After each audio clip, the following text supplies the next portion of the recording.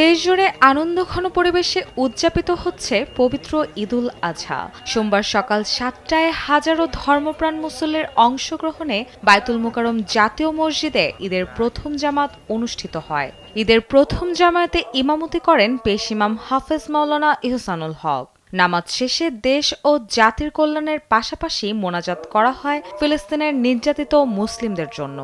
নামাজের আগে মহান আল্লাহর সন্তুষ্টি লাভের উপায়, কোরবানির শিক্ষা, কোরবানির সঠিক পদ্ধতি, কোরবানিকৃত পশুর চামড়ার অর্থ গরিব দুঃখীদের প্রদান, সামর্থ্য অনুযায়ী দান সদকা করা সহ ইসলাম এবং ইসলামী শরীয়তের নানা গুরুত্বপূর্ণ বিষয়ে আলোচনা করা হয়।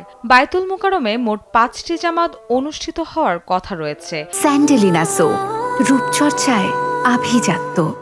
সকাল ৭টায় প্রথম জামাত শেষে ৮টায় দ্বিতীয় জামাত, তৃতীয় জামাত ৯টায়, ১০টায় চতুর্থ এবং পঞ্চম ও শেষ জামাত সকাল ১০টা ৪৫ মিনিটে।